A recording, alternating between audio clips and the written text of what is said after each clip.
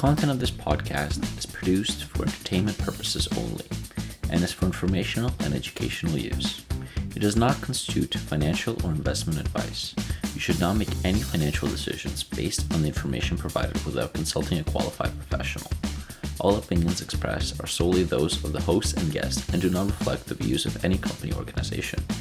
The hosts and or guests may currently own, have previously owned, or intend to own securities discussed in the content. The content produced here belongs to Daniel Andrea of 18 Degree Journal and cannot be reproduced or used without prior permission. We do not wish for this content to be used for AI training and do not give such permissions. Spotlight, Matthew Peterson at Peterson Capital Management. Hey everyone, as you know, this is our second video in this kind of new format, so hopefully you're bearing with me as we're learning from our bloopers and trying to improve the experience bit by bit. You might notice the new camera angle, so hopefully this works a little bit better, and we'll try to build from there, but try my best, we'll see how it goes. So as many of you know, I'm kind of on a marathon of binging a lot of various fund managers' investment letters and their interviews and podcast experiences, etc. And today we have another one of such articles. There are about 3 or 4 other such articles in the works. I want to say about 4. But I'm just waiting, like the drafts are written, I'm just waiting to confirm certain facts or factors about either their style, their investments, or something that seems unconfirmed, just to not feed you any false information, as well as improve the quality a little bit. So today's article and subject have impressed me in more ways than one. I was absolutely stunned and taken away reading this material. I'm not trying to say anything, but I did not expect such high quality, transparent, and open conversation, as well as deep thoughts shared in these letters. I took a lot from these letters and the other content produced by this fund manager and his fund, and was absolutely astonished. I don't want to get too much ahead of myself, but I have perhaps found another one of my top 3 favorite letters of all time, and perhaps one of the more underrated letters I've read so far. So without further ado, please welcome Matthew Peterson of Peterson Capital Management. So I first became very interested in Matthew, again, much like I was introduced to it by Bogmil Browanski's Substack. Plugging in here again because I do truly think it's a fantastic source of investing wisdom, also a lot of life wisdom, as many guests talk about a lot of their deep questions about how to properly live the life, and I cannot recommend it enough. So again, please check it out. But anyway, as I was listening to the conversation, this conversation between Matthew and Bogmil, I instantly became very captivated, and the longer the conversation dragged down, the more I found myself being pulled in. First, perhaps because of my biases and interests. When I started investing, I was introduced to Matthew's structural approach, which we'll introduce in a bit, and I maybe didn't realize that he's the one who's been popularizing it by going on shows, by talking to others about it, by publishing all his letters about it. But it just made sense and it clicked, and once I started listening to the show, hearing another person affirm exactly what I've been trying to do when I had enough capital, or when I had, when it actually was possible to do, to buy a contract, because sometimes it's very hard to do it, or impossible, because it's just not traded for some securities. But without getting ahead of myself, I became very intrigued, and hopefully, not just pulled in because of my bias. I have been doing, as I said, much of what Matthew talked about, although on a smaller scale, maybe through 1 or 2 contracts versus him doing through tens or hundreds. Secondly, I really enjoyed their open dialogue. And Matthew breaking all his ideas into small steps, stepping stones for his partners and perhaps even for other investors, while trying his best to remain transparent and very true to himself. It was quite a refreshing experience, so I delved deeper into my research to try to find more about Matthew. Matthew, however, made it very, very easy to find more about him, and for a student of investing, his materials should be read and analyzed. I do believe that everyone should try his structural investing approach, something what I've mentioned with the contracts. Maybe not to speculate, because that's not the purpose of the instruments, but just to understand how it works and maybe make sense to them. Matthew does make a great point that his structural approach, which I will explain a bit, has been used by Buffett. And I remember specifically, I think Munger had a question on it in one of the annual meetings they had, that they sold puts on Coke. I could be wrong, but like in the either late 80s, I think 88, 89, or maybe early 90s. It's escaping me at the moment, but it's definitely been used by many of the greats. But even if we remove investing for a second and we just focus on Matthew, I think reading his letters, you can really see his character shine. He seems to value many of the Buffett School characteristics of transparency, fairness, and dignity. And more than that, for the first time in a while, you could feel not a sales pitch, but true warmth from him to his partners and to others reading his letters. And I'm not trying to say that everyone else we've studied or we will study do not exhibit this warmth. It's just, it really shone through his work. I didn't expect it to be everywhere, and I think I really noticed it when he kept insisting in inviting his partners to join him and his family on shipping cruises after the annual meeting, or giving them advice, or being so open about his strategies. He seems to be a very family-oriented man and treats his partners much like his of his family, and for me as an outsider, it's very nice to see. So before we get into this, thank you, Matthew, and let's learn a little bit about the man and the firm. So some history. Even before Matthew started at Peterson Capital Management, he was a through and through investor. Before he was a teenager, he was moving small amounts of savings between various banks and CDs to enhance his yield, money he got into on his deposits. He earned his Bachelor of Science in Economics and a minor in Mathematics in 2002. He was also in an investment club at around that time. And after seeing the headlines of the dot-com crash, or perhaps his experiences from his investment club, he went to China, so more specifically to Beijing, to teach English. And he says this to gain global exposure and perhaps live out the storm before coming back to the States and working as an analyst at American Express Financial Advisors. This was followed by various consulting and other jobs at Goldman Sachs, Morgan Stanley, Merrill Lynch, Ameriprise Financial.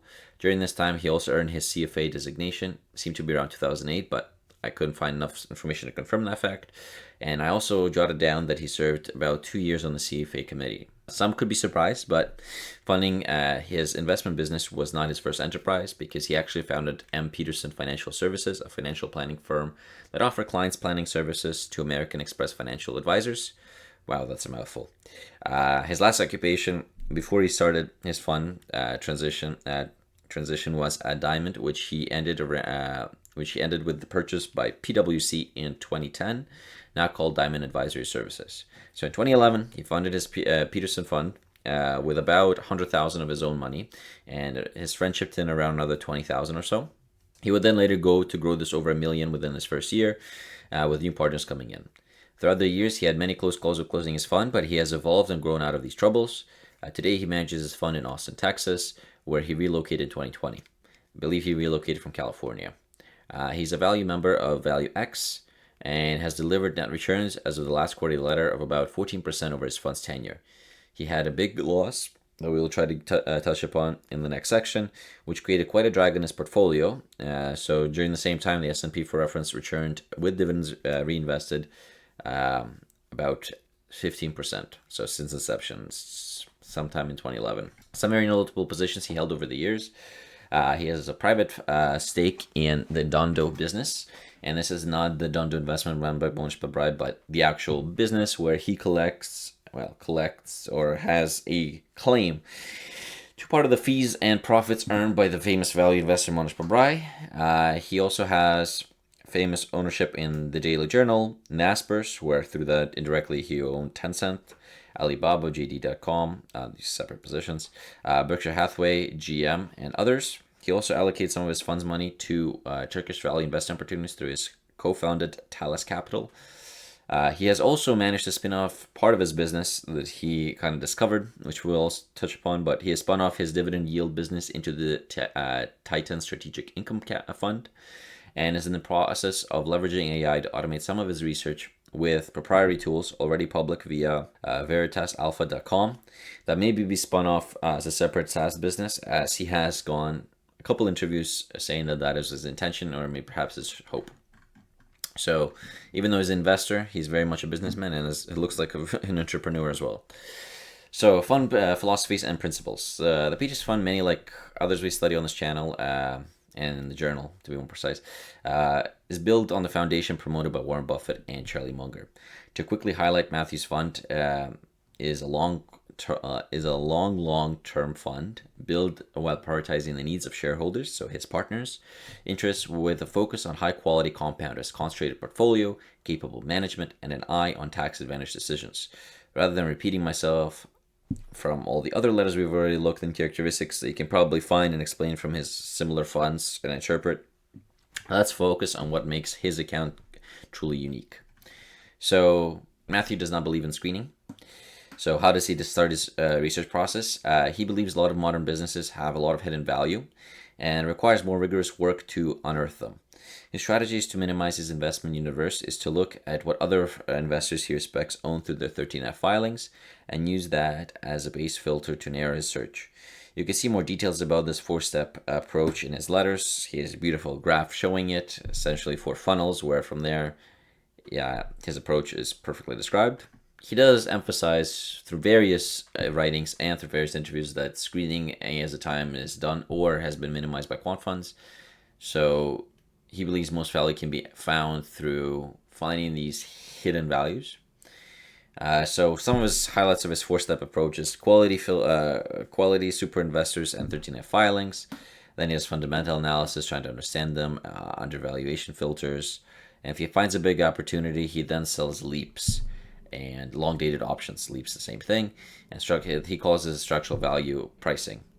And then from there, he adds it to his portfolio. So I'll explain a little bit. So when he talks about his structured approach, and I touched upon that, he believes that it does not make sense to place a limit or market order in the traditional sense. Of course, it's not always possible. For example, his daily journals holding, you cannot buy options. At least last time I checked, you couldn't buy options to enter the position, and he would actually buy the stock. But for other positions, for example, I think Berkshire, he did it. GM, I think he sold it. And others, especially blue chip, large caps, he would sell long-dated options, also referred as leaps. So these are about 2 years out. And what happens is, let's say stock today trades, let's say at 100. He's open to buying it at 80, or even the same 100. And he goes to the option market, and instead of buying it today, he looks at the option premium, which let's say is 20, and he gets paid $20 today to buy in 2 years' time at the price of 100. And from here, of course, there's 4 scenarios that can happen, but essentially he gets premium up front, which means he gets cash. He can either put that in treasuries, compound it, use it for something else, but he is up on the hook for that 100 shares at 100. That's how his contract is in the unit of 100, unless there's some unique exceptions, but we won't go into that. And then he waits, and then there's option 1, the stock drops below the strike price of 100, and he's forced to pay up. But essentially, if you really think about it, he only really pays 80 because he already got paid the 20 for those shares. Option 2, it hovers right above 100. So let's say in 2 years' time, it closed at 102, 103. Then he rewrites the option contracts again if he still thinks the opportunity is attractive. Option 3, it drops below, and he doesn't want to buy it, so sometimes he could just pay and resell it, and they take a loss. And then, of course, the more unfortunate option is he sells this, but the share goes to, let's say 150, and his only profit is the 20 he's earned on it. So here he has another counter strategy if he really believes in it. But before we go on, so essentially his net cost of stock is equal to his commitment price paid minus the premium receives, and net sale of cost is committed price received plus premium received. So what that means is that on the way back up, he does the exact same thing. He sells a call, and let's say if stock's trading at 100, he shows that he can buy it at 100 or at 105, let's say, in 4 months. And if it happens, it happens. If it happens, it doesn't. So he received this premium. Actually, I will mention that sometimes what Matthew likes to do is, let's say he really believes in the stock and he sold a put. He got the premium up front. He could use that premium and essentially buy a call option using the premium price. So essentially he didn't put any cash into it. That's called a synthetic long. So if this price appreciated, he at least has those calls, and usually he would make them far out of the money, which means if stock trading at 100, he would buy calls at, let's say, at 150 2 years out.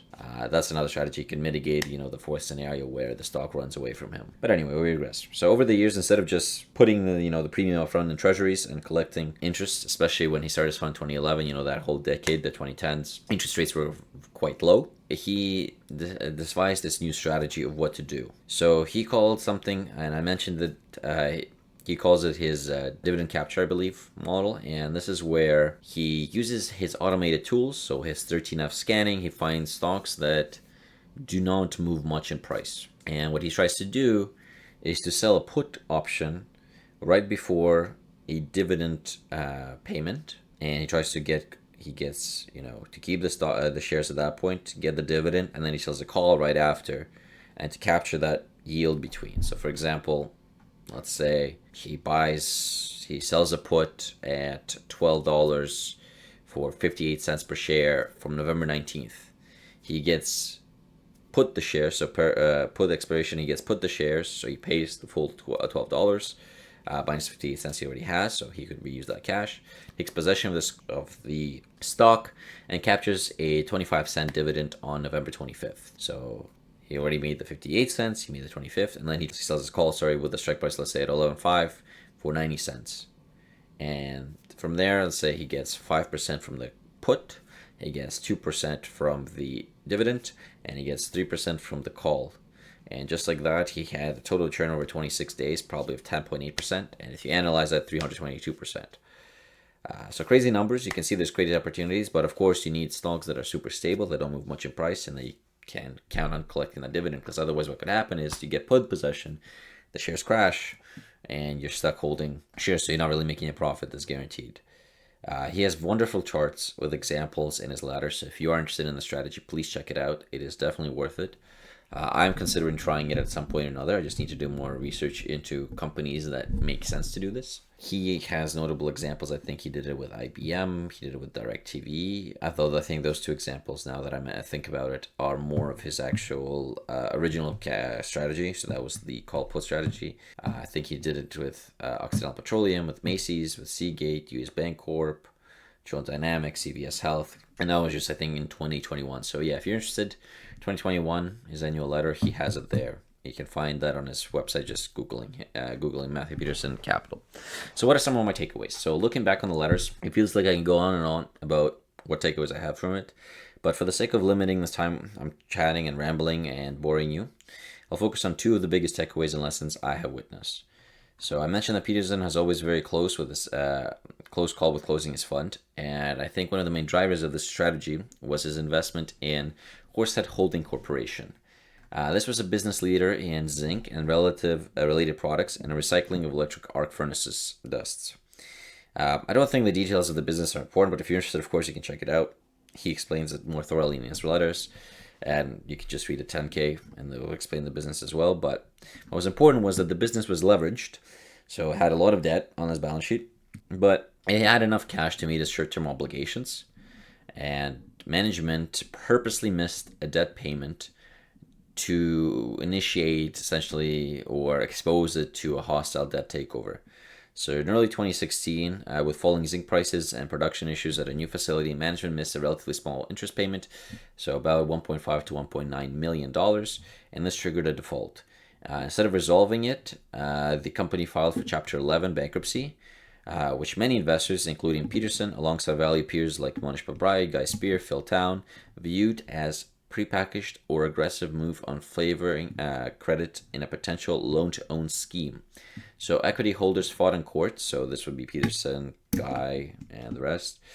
And they actually won from the judge, which was a little unusual, an official equity committee was formed. So this is very rare, again, as I mentioned, because the judge agreed with the investors that something smelled really fishy about this whole case. So unfortunately, if you can read Matthew's letters and you go through the situation, I think Guy also mentioned it in some of his interviews. So if you're a fan of Guy Spear, you would also be familiar with it. Essentially, the judge at one point or another lost interest, and the corrupted situation got loose, and I think Peterson had a huge drop in his performance. So this is around 2015 to 2018, which was all getting resolved, and he underperformed during this period. So this had created a drag on his performance. Of course, capital was lost as well, and I think from this experience, he was definitely a changed investor. So of course, how can you not from this experience? But I was looking and reading more through his letters, and what my takeaway was how instrumental this was to changing him as an investor, and I think his new distrust in management. And I think if you look at it, there was another similar situation, well, similar-ish, where they bought Terraform Power Inc. So in this case, shareholders of Brookfield, perhaps to the detriment of the minority shareholders, took advantage of dropping share prices and undervalued assets and essentially forced a sale. And Matthew at this time, instead of fighting it and seems to complaining about it, exited it very quickly after the shares rebounded after they did the initial complaints. And I think this exiting quickly, not wasting time, picking your losses and distrusting management. I think this is a lesson he learned through Horsehead about the dangers of trusting it. So to me, that was a takeaway. I also see him filtering this with the same lens in his Seritage growth properties. That's a holding he had, and when he was explaining it in his interviews, you could see him using the trauma from these experiences to understand the risks of Seritage. So hopefully that made sense and I was rambling too much, and I hope I haven't lost you all, but that was definitely a takeaway I had. And my other takeaway was to just grow more comfortable in my value approach. So what I mean by that is that Matthew showed that by using logic and structure, there are many ways to practice investing in a way that makes sense to him and where value is not forgotten. I think it was very reassuring to not trap my thinking, to keep an open mind while exploring different securities, and to always stay on top of what is happening in the world. So I've learned that it's okay to learn about new technology. It's okay to modify my approach if needed without forgetting where my roots are coming from. So what am I politely stealing away from Matthew? There's a few things I want to steal from him. First, I really admire the fact that he built his business from the ground up. And I know I tried to say this about many managers we study, but what can I do if it's true? For the sake of keeping this shorter, and I know I'm trying, I've already been rambling long enough, I'll focus on just some elements I like to duplicate. So while studying the fund and going through all the letters, I really like the format and the flow of how he had it written. It made logical sense to me. It was really well structured, and starting with a super investor quote at the beginning of each of his letters, set the theme very early, and I found it very creative. The part that I got the most value from, even through a lot of the annual meetings I posted on YouTube, was the fact that at the end of the annual letter, he would attach the transcript of what was said, including his Q&A. And I found that to be the best section of the report where I got the most juiciest information. And if I replicate even a portion of his career, I hope that at the end of mine, I would have the same thing. So just to keep it in context, he's been evolving for 15 years now, so wow. And I think the other takeaway I have is this constant evolution and embracement of change. And being okay with changing his approach is something I really want to duplicate because I see that it's a very beneficial process. You can see that Matthew stayed true to his ethos, but he was evolving to use tools to optimize his approach and as well as a greater understanding. And also okay with taking a different path, for example, to maybe potentially spin off his SaaS business. So I think along those lines, I really want to emulate him. And the last part I want to say is that when I was reading the letters, it was very clear how thorough and meticulous Matthew is in his investment process. For one that completely, I absolutely love this section, he had an anecdote where he was studying Daily Journal and he was complaining that management kept withholding information or making something super not clear about how the different business segments were earning and how they were growing and what the other parts of the segments, in this case it was the SaaS, was doing. And Matthew, after being denied, after talking to management, talking to other investors, trying to reach out, found out through a friend of a friend that they had a conference in Utah. And he flew to the conference, tried to break in, was not breaking in, and then he set up a booth outside to interview people coming out in order to gain as much information as possible. And from there he got a small hint about that he could potentially see money owed to Daily Journal through different filings around the courts around the U.S. And he went through each one to try to find and piece this puzzle together. But I don't think many fund managers would go through all that effort to just find this little piece of information or a little hunch to try to understand something. And I think if I can even emulate a percentage of that ethos, I will be successful in my career. So if we step back from the investments, though, I do want to say that I was really touched, as I mentioned in the introduction, by how warm he is to his community and his shareholders. And I alluded to the introduction that he also has this, nourishing of the internship program by inviting youngsters. And I do want to copy that one day. I also really like that he has closeness with his partners that seems to be close enough that not just managing their money and managing that risk and being a steward of their capital, but being okay with inviting to the family events, treating them as part of your own. I find that also something to strive to emulate. Of course, if I do emulate one day, it will be very much in my own flavor. So before I go, studying Matthew and his firm has been quite the inspiration. I deeply admire him, the work he's done, and I think regardless of how humble he may be in his writing or his interviews, I think it's another super investor that is being developed in our era. I look forward to enjoying more of his writing and booking his progress, and hopefully you enjoyed this, we'll call it quick analysis of the Peterson Fund, and you can look more forward to more content. So cheers, everyone. was nice.